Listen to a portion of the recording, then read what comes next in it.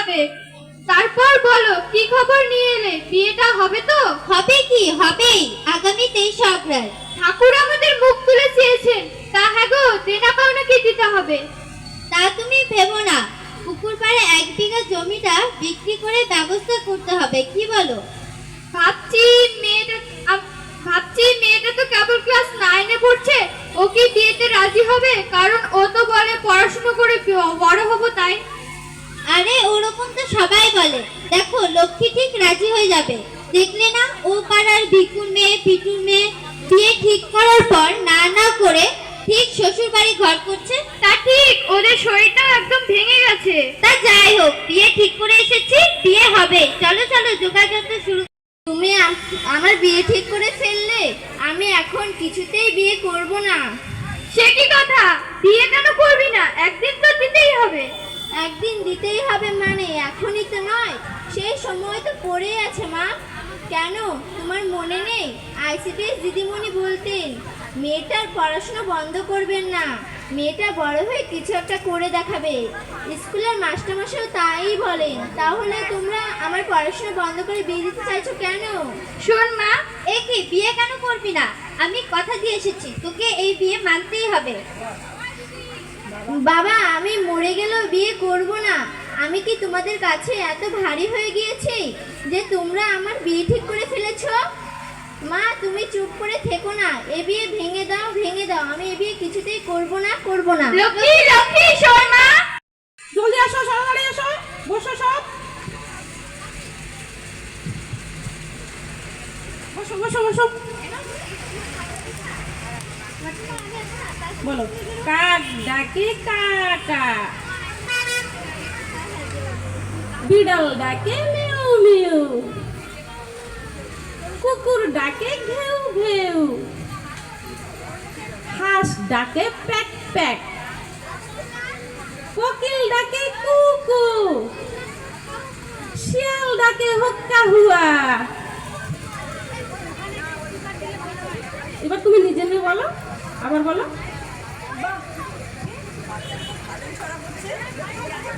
আসেন আসেন আসেন, বসেন। বাহ, বাচ্চারা তো ভালোই ছড়া পড়ছে। আমার খবর খুব ভালো দিদি, এখন মায়েদের আগের থেকে অনেকটা ভালো হয়ে গেছে। কারণ গ্রামের মায়েদের এখন মিটিং ডাকলে আসছে।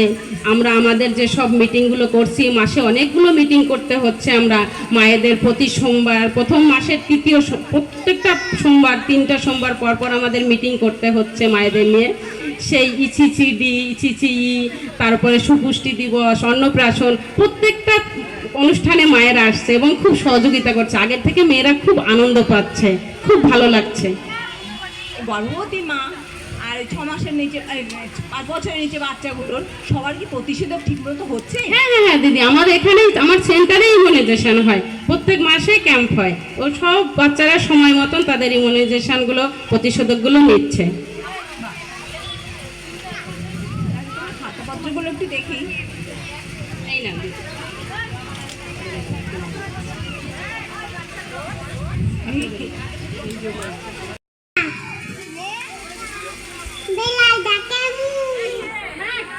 কিরে কিরে লক্ষ্মী, তুই এত দৌড়ে এলি কেন রে?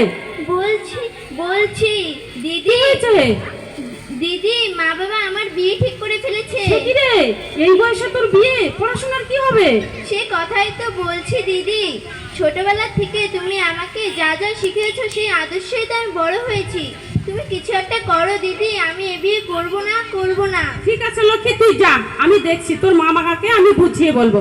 এই বলটু, শোন শোন শোন শোন বাবা। কি বলছো দিদিমণি? ও, তুই কোথায় যাচ্ছিস? তুই একটু জানা, লক্ষ্মীর বাবা মাকে একটু ডেকে দিবি, বলবি দিদিমণি তোমাদের এক্ষুনি দেখা করতে বলেছে। হ্যাঁ ঠিক আছে দিদিমণি, আমি এখন যাচ্ছি। আসুন আসুন আসুন আসুন, বসুন। দিদিমণি আমাদের ডেকেছেন কেন? ও, তোমরা নাকি লক্ষ্মীর বিয়ে ঠিক করেছো? ঠিকই শুনেছো, পাশের গ্রামের পাত্র, জমি জমা আছে, মোটা ভাত কাপড়ের অভাব হবে না, তাই রাজি হয়ে গেলাম। তা আপনি কেন ডেকেছেন? এত কম বয়সে বিয়ে, মেয়েটার এখনো 15 বছর বয়স হয়নি, আর এইভাবে বিয়ে দেওয়াটা ভালো হবে না।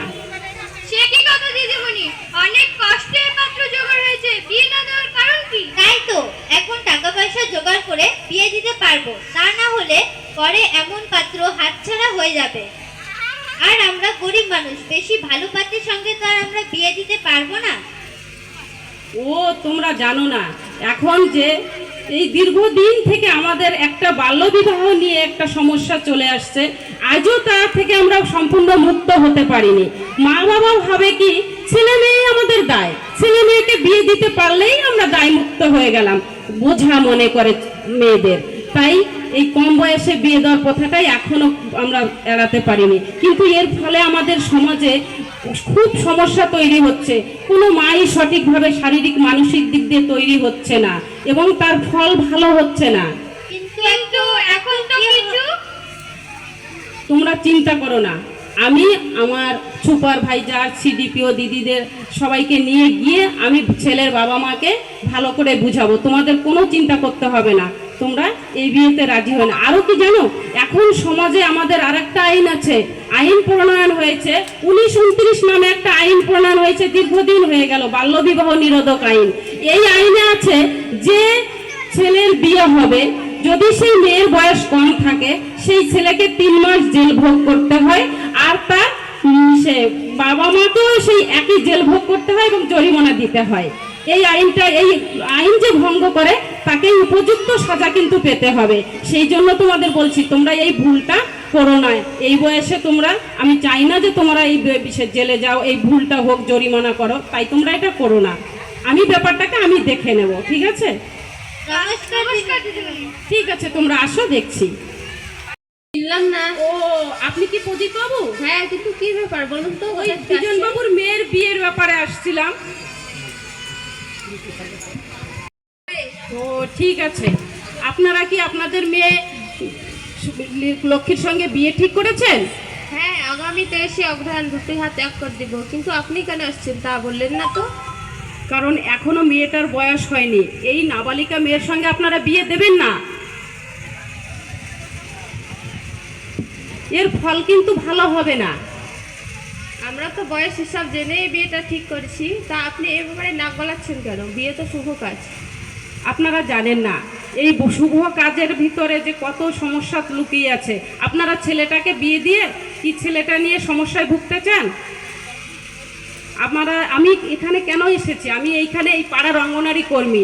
এই বাল্যবিবাহ আমাদের খুব সমাজে সমস্যা তৈরি করছে, তার জন্যই আমি এসেছি।